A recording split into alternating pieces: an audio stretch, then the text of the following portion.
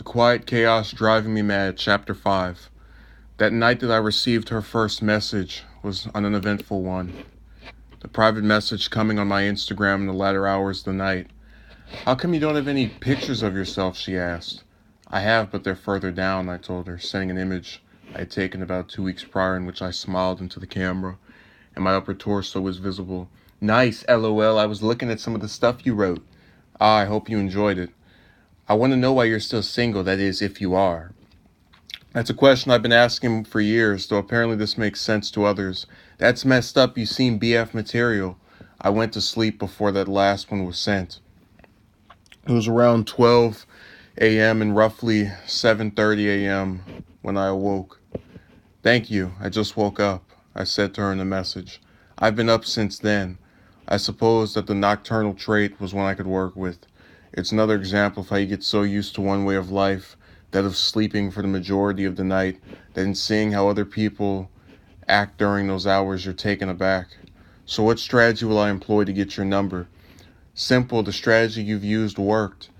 A number was included at the end of the message. I sent her a text message with my name, and she did one of those standard greeting responses that people get tired of reading for how generic they sound. Given that it's still fairly early, I'm guessing calling would be a bad idea. "Why do you think that?" "But it kinda would be, though. I'm assuming since people around you might still be sleeping." "I don't know, I'm a very weird human being." "I'm doubtful of that, but are you free to speak?" "Yeah, but I'm awkward." Don't be so negative, can't help it." Trey was smirking at me while I read those messages aloud to him in the present time. I frowned back at him and took a sigh. "What's wrong?" he asked me. "Do you remember the last time a woman told you that your lack of confidence or negativity brought down a relationship?" He nodded his head. "So after the texting was over, we had a phone call that I thought was mostly nice." She laughed at most of the jokes I made and acted like a reasonable thinking human being. I looked away from him while my mind returned to that day. I was pacing around my house with the phone and smirking for most of the time, grateful now that she didn't see my facial expressions that would likely have added to her ego. "You know one thing I really don't want to do?" she asked me.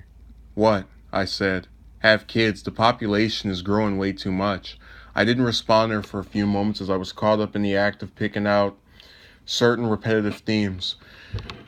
I spoke to a woman that was from another country a short time ago, and she came up to me like you did and said all kind of nice things about me like you do, and even swore off having kids just like you're doing now. I had a brief chuckle after this. "I always try to convince myself you guys are different." "She didn't want any?" she asked. "No." There was an attempt at small talk after this, and the phone conversation continued for roughly another half an hour. "I'll call you when I wake up," she told me. "Okay, I hope you enjoyed speaking," I replied. "Oh yeah, when I get up, I'll hit you up." I did not hear anything from her as the day progressed until the early part of the evening, my phone ringing while I was using the bathroom. One could make the argument that this was not the ideal time to answer a call, and they'd be right in their opinion, but I was weighing whether she would be tempted to contact me once more in the event that I prove unable to answer when called upon. "Hey," Ann said. "How are you?" I asked her. "Fine. What are you doing?" "Just handling some business." "Ah, hey, I'm gonna go over to my dad's house. I'll call you later." "Okay, have fun." I then hung the phone up. "So what happened with the call?" Trey asked in hearing this recap. "That next call wouldn't come for about a week," I told him. "The closest I ever came to interacting with her for the next couple of days were text messages. I asked her once when we could speak by phone again, and she wrote, 'When the time is right.'" Trey raised his eyebrow. "I didn't recount it, but it was in that first dialogue that she told me she had slept with 3 guys. I said.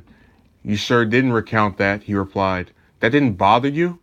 I looked past it after a while. I chalked it up to everyone having a past. She made it an issue. 3 or 4 weeks passed between the time of our first meeting and the call that sealed my views of her. "If you throw me a wedding, I'll have 2 kids of yours," she said to me. "Romantic manipulation doesn't work on me that much anymore," I told her. "I do think we'd be better off as just friends." I had a light chuckle. "Surely you jest. You wouldn't have asked me to come down to where you are if that was true." "No, that's how I really feel. You're going to repeat what everybody else did. And that is, you're going to leave me like they did." You said only one of them was a casual boyfriend and the other 2 were one-night stands. Why would I get married before having sex if I was going to repeat what they did? I think we should just be friends. You're gonna leave me like they did. I feel like leaving this call if you're gonna repeat the same thing over and over again. I felt myself become weakened at the legs. How much could a man take standing? I leaned against the kitchen sink. You're not gonna say anything, you know what I'm gonna do. No one ever wants to try and take something past its first steps before pulling the plug. I hung the phone up on her, and the me of the present stared back at Trey, who was looking at the ground. You had a very interesting time with her, he said. Now you know the merry-go-round that was me trying to speak to her, I told him. I remember you mentioning her before. I'd forgotten a few things about her, though. At least you didn't forget about Tribeca. Trey smirked at me and paused, almost as though it had become a picture that had been superimposed in my life. Maybe I just forgot her name. I laughed. I hope you didn't think I expected to keep up with the dozens of females I've spoken with, I replied. I figured you wouldn't, but some of them are more memorable than others. That was the atheist woman who I met at this store and asked for her number. We had a couple of phone calls before she disappeared for about a week and a half. She came back with a boyfriend and tried speaking with me, and I had this idea in my head that maybe she was looking for a way out or some alternative. She kept him and told me to get lost 4 months later when she blocked my number. I looked to the ground and figured going into a drawn-out story about her wasn't my forte for the day. It was during our first meeting that she told me about how smart I sounded, how she thought I was physically attractive, mentally attractive, good prospects, all of those things. And even when she was with that guy, many of those same views were expressed to me. Then she started trying to talk me down, and I left her alone for about 2 weeks before she contacted me. I was so convinced that she liked me as more than just a friend, all of what she had said and what she had done. I think it's been since then I no longer subscribe to that belief. I breathed a sigh, and Trey looked at me with a neutral expression. I placed my hand on my leg. I try, I said. You get told that women are different in this romantic field. I really, really want to subscribe to that belief. I do. Trey stood up and went over to the door, placing his back against it as if to make sure it did not open while we were speaking. Let it out, he said. When I see one woman that is religious and another one that isn't, one woman that lives in the U.S. and another in another country, one woman that's a virgin and another that's screwed 3 guys, telling me the exact same thing about how they don't want kids, about how they don't believe in themselves, about how they don't think it can work before they even try. It all just says I'm surrounded by cowards and wimps that only don't get called in such terms because this behavior is accepted on the part of women. There was a knock on my door, though the sound was evidently coming from the lower part of the door, suggesting that the person who banged on it was a shorter stature than the average adult and definitely was not one of my parents.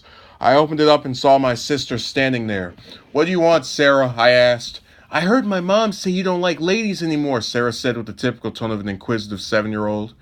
She isn't entirely wrong about that. So you don't like me anymore? I laughed.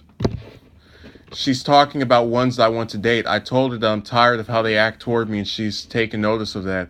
But you didn't say yeah or no with what I asked you. The answer is no. You're not among the group of ladies that she was speaking about. My mom said there was some Jewish lady that you got mad at because she said her mommy and daddy would get mad with her if she dated somebody Catholic. That's absolutely correct. But I wouldn't want my mom and dad mad at me. My frustration with her was because I felt she was using them as an excuse, and regardless of how much she actually did fear what they would do, I offered her the alternative of never having to rely on them again, and reasoned that she had her own life to live. What's she going to do when she's 90 and her parents are long gone, but during their lifetime she turned down many of men over their religions and concerns that they would do something toward her over it? Sarah placed her hand in her face. I don't know. She'll finally regret having allowed someone else to dictate how she lived her life, I said. I leaned downward to get closer to her as our height difference had her coming up to a little under my stomach. When I spoke with this same female that our mother told you about, I went on. She stated that I was not like her and not caring about my family. She realized how nasty that comment sounded and quickly apologized for it. I explained to her that it wasn't my distaste for any relative that I would have that would have me disregard their views, but rather my own taste and my own views overriding theirs, calling me towards something that would give me my own peace of mind. I patted her on the head. "I'll talk to you some more when I'm done here with Trey," I said. "Okay," Sarah replied, wrapping her arm around my leg and hugging it before walking out of the room. That was followed by me closing the door back and Trey clapping. "You handled that really, really well," he said. "I just wish I didn't have to," I told him. "Don't blame yourself for her finding out about it. When I look at her and my little brother, I see this chance to change things, to have him not try focusing exclusively on women, and to have her be outward with whatever boy she might like from across the street, and not play the games I've come to believe I've been subjected to." I breathed a sigh. "And they're so young.